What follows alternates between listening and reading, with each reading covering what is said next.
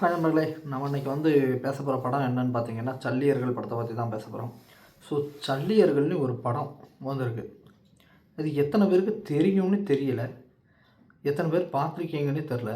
ஆனால் நான் பார்த்த வரைக்கும் இந்த படம் தியேட்டரில் இறங்குறதுக்காக 4 வருஷம் போராடி தான் இறக்கியிருக்கோம் அப்படின்னு சொல்லி அந்த டைரக்டர் சொல்லிகிட்டு இருந்தாப்புல. எல்லா மீடியாக்கள்லேயும் சொல்லிகிட்டு இருந்தாப்புல. ஸோ 4 வருஷம் தேட்ரு கிடைக்கவே இல்லை அப்படின்னு சொன்னாப்புல. ஸோ அதே மாதிரி இந்த வருஷமாவது கிடச்சிச்சான்னு பார்த்தீங்கன்னா, இந்த வருஷமும் கிடைக்கல.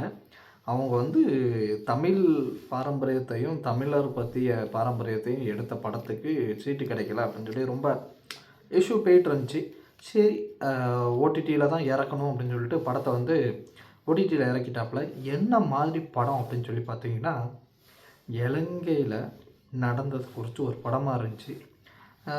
இனப்படுகொலையை எடுத்திருந்தாப்புல. போர் அடிக்காமல் இருக்கிறதுக்காக அந்த லவ் ஸ்டோரி, ஃபேமிலி சிச்சுவேஷனுக்காக எப்படி இவங்க இனத்துக்காகவும் மொழிக்காகவும் எப்படி தன்னை தியாகம் பண்ணாங்க அப்படிங்கிறத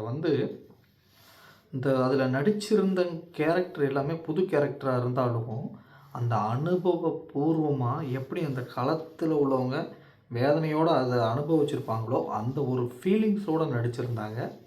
ஸோ படமும் சின்ன பட்ஜெட் படமாக இருந்தாலும் நல்லா தரமாக எடுத்திருந்தாங்க. அதுதான் மெயின் ஹைலைட்டு. ஒரு படம் அப்படிங்கிறது யார் வேணாலும் எடுத்துடலாம். ஆனால் அந்த கான்செப்டோடு ஒருமிச்சு கொண்டு போனார் பார்த்தீங்களா. ஒன்று படம் கொண்டு போயிட்டு அந்த இதுவே அட்டாக்காக இருக்கட்டும், அந்த லவ்வாக இருக்கட்டும், அந்த இன்ட்ரோல் வரைக்கும் லேக் இல்லாமல் கொண்டு போனது. அதுக்கப்புறம் ஒரு லவ் ஸ்டோரி, போரிங் இல்லாமல் லவ் ஸ்டோரி இந்த மாதிரி கொண்டு போனதே பெரிய விஷயம். ஸோ படம் சிம்பிள் பட்ஜெட்டாக இருந்தாலும் சிம்பிளாக இலங்கையில் நடந்த சம்பவத்தை சொல்லிட்டாங்க. செம்ம வேறு லெவலில் இருந்துச்சுன்னு சொல்லலாம் படம். உங்களுக்கு இந்த படம் 4 வருஷம் தள்ளி போட்டாங்களே, இது சரியா? இல்லை தமிழோட பாரம்பரியத்தை காட்டாமல் திரையில் காட்டாமல் ஓடிடிக்கு தள்ளப்பட்டாங்களே, இது சரியா?